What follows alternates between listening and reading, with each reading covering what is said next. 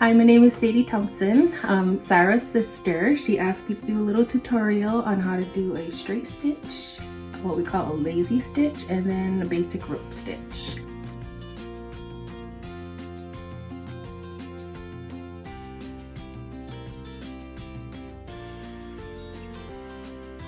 And then we're just going to start with our basic stitches. So I just drew straight lines to show like our pattern.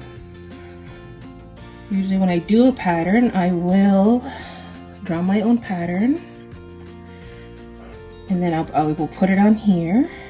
And most times, because I do moccasins, I will do a mirror image, so they're just like, you know, a mirror image of it. So I use a lot of tracing paper. And I'll start with 5 beads. This is going to be our straight stitch.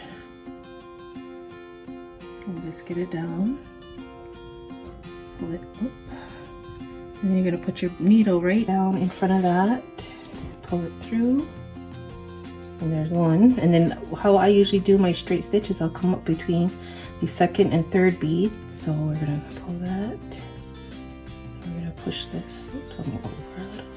So you follow that line underneath, close as possible. You don't have to be perfect, but get there.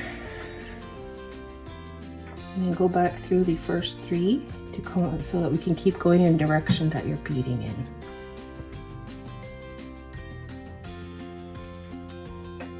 Do another 5. Pull it down. So why do you pick 5?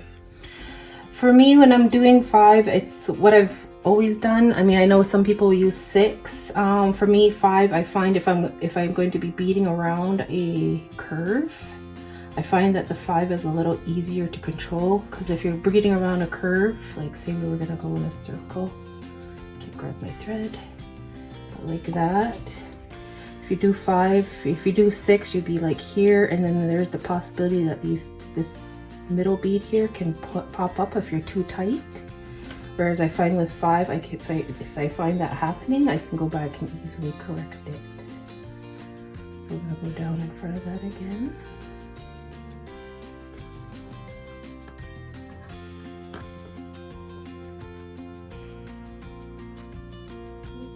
I just kind of grab the thread underneath to hold it taut, and then come up.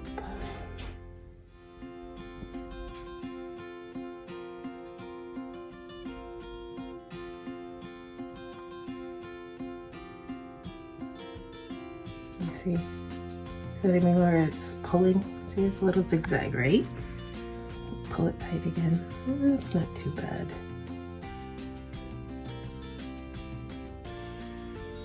Right. The one thing about this thread, that the other threads, like thread like this, will have a little bit of stretch in it. You can pull it, it's got a little bit of thread bounce. This one's stiff, doesn't move.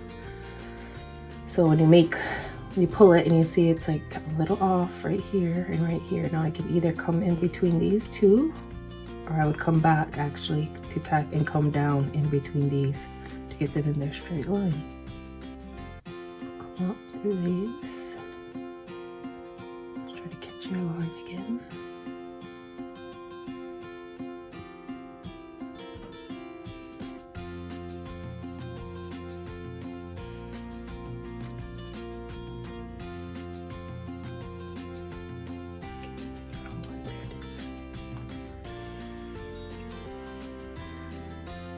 Now this one takes a little bit more time than what we call the lazy stitch. So you straightened it right up. So then you'll come up over here because we want to continue on. So you'll just come up on your line.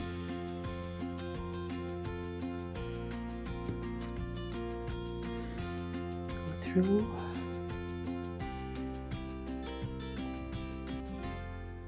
And then add another 5.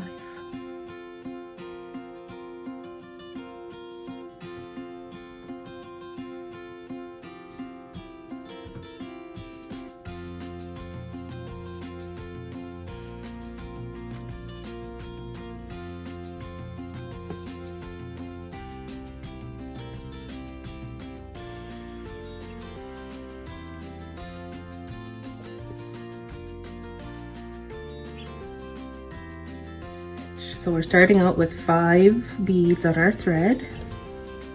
It'll stay 1, 2, 3, 4, 5. You're gonna pull it up, pull them down right in front of that other one.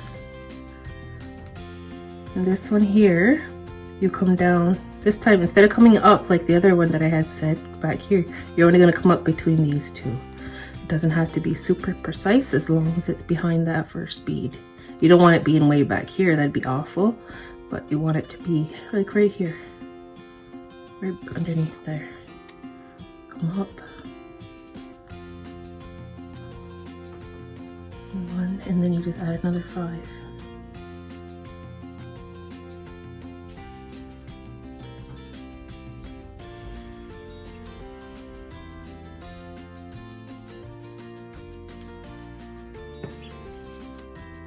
Go down up between that. First and second, pull it. These move quite a bit, but it will hold your beadwork in place. These tend to be more for when you're doing a big pattern and you have to fill it in. You want to fill it in quickly. As long as you got your good thread is in there, it'll stay.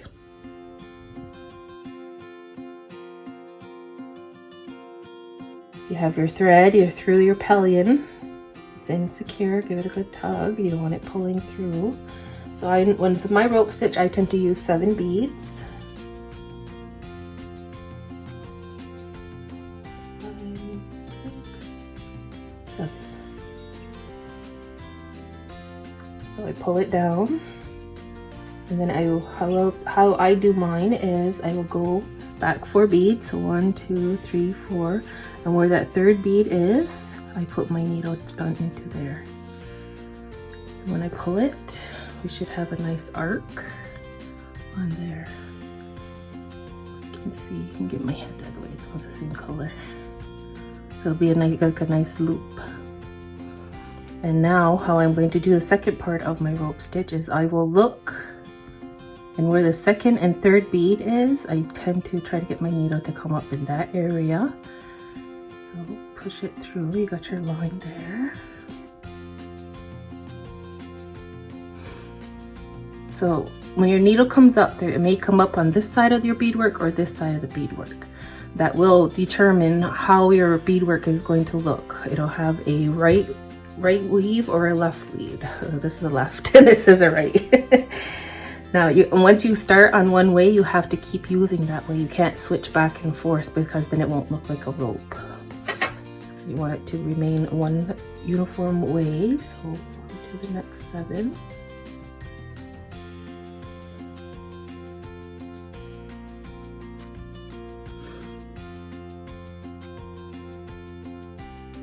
See, it's different now, so it fell in. It's right there between that 2nd and 3rd bead down. So what I do is I pull this down still, and I do the same thing. Go through that 3rd and 4th bead. There. I pull it. I'm gonna go underneath that. Now you'll see it's looping, and then there's just enough space in here for another bead to sit. So that's where I'm coming up, and it's still in the same placement between that 2nd and 3rd bead down onto the pillion. You just come up right there. So you make sure you're going to come up the same side. You have to push your beadwork out of the way a little, and do another 7.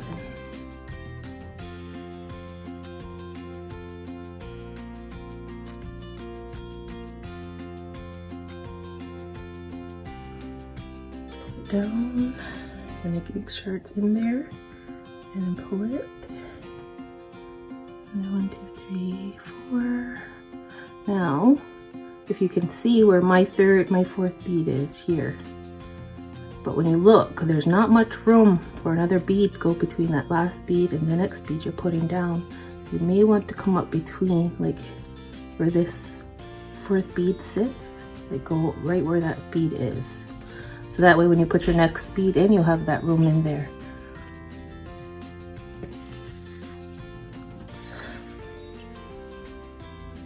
Yeah, it's falling in there, and I have enough room to do another row right there.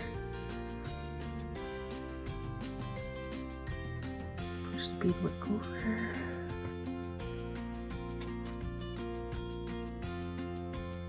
If you can see, it's starting to all go one way, and that's the beginning of your rope.